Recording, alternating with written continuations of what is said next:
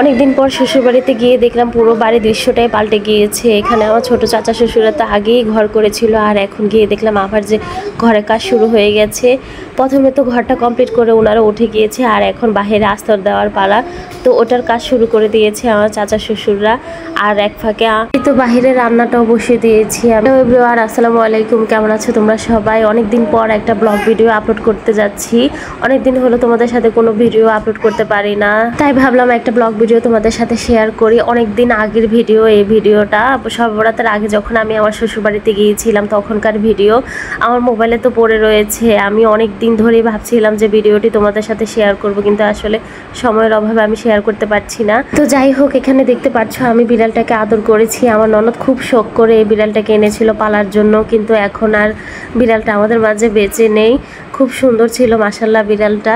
তো ওকে আদর করার পর বাইরে একটু দৃশ্য দেখছিলাম। ওই দিন কেন জানি রোদ উঠে নেয়, একটু অন্ধকার অন্ধকারই ছিল, বলতে পারি একটু কুয়াশাই ছিল। আমার ছোট মেয়েটা তো ফুফাতো বোনকে পেয়ে এতটাই খুশি যে ওর হাত ধরে হাঁটছিল, আর এই ফাঁকে আমি আমার কাজটা কমপ্লিট করছিলাম। ছোট মেয়েটাকে যদি কেউ রাখে তাহলে কাজটা তো আমার জন্য খুবই সোজা হয়। তো আমার শ্বশুর বাজার থেকে গরু গোস্ত পাঠিয়েছিল, ওগুলোকে আমি ধুয়ে বেসিনে রেখে দিয়েছিলাম একটু পানিটা ঝরার জন্য। আর এখানে বেগুন কেটে নিয়েছিলাম বেগুন ভাজি করব বলে। তো প্রথমে বেগুনটাকে আমি একটু লবণ হলুদ মরিচের গুঁড়া দিয়ে মেখে রাখছিলাম, যাতে বেগুনের ভিতর ভালো করে লবণ মরিচটা ঢুকে।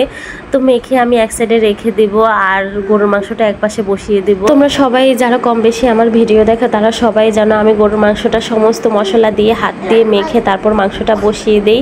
আজকেও সেম তাই করেছি, সমস্ত মশলা একসাথে দিয়ে হাত দিয়ে মেখে মাংসটা চুলার উপর বসিয়ে দিয়েছি। যেহেতু গ্যাস নাই তাই সিলিন্ডারে রান্না করছি, আর বাহিরে লার্কি চুলাও রান্না করছি। বাহিরে লার্কি চুলায় তো আমি ভাতটা বসিয়ে দিয়েছি, আর এখানে গরুর মাংসটা বসিয়ে দিয়েছিলাম।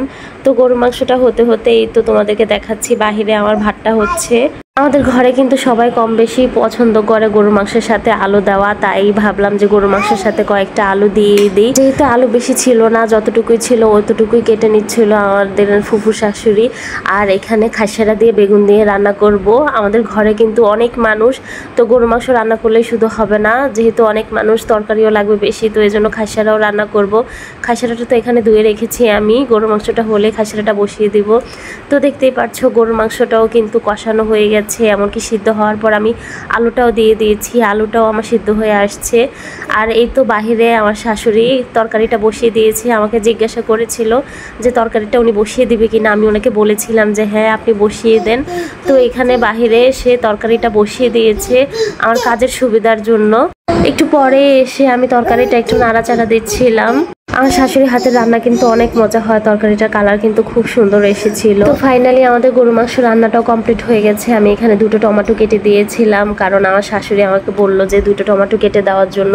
টমেটো দিলে নাকি আমার শ্বশুর খেতে খুব পছন্দ করে, তাই দুটো টমেটো কেটে দিয়েছি। আর এখানে দেখলাম বাহিরে এই কুকুরটাও কিন্তু আমার শাশুড়ি পালে, আজ কয়েকদিন যাবৎ কুকুরটা কি সুন্দর চুপটি মেরে বসে আছে, আমি ওইটাই আপনাদেরকে দেখাচ্ছিলাম একটু।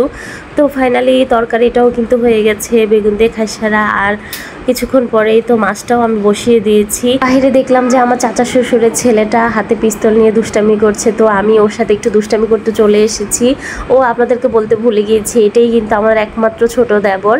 ও আমার সাথে খুব দুষ্টামি করছিল, আমি ওর সাথে একটু দুষ্টামি করছিলাম। তো কিছুক্ষণ পরে ভাতটা যেহেতু বাহিরে রান্না করেছি, ওখানে কিন্তু মারটা গেলে নিয়েছিলাম আমি।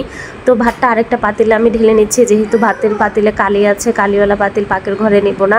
আর এখানে দেখাচ্ছি জেনি কি সুন্দর বসে আছে মোড়ার উপরে।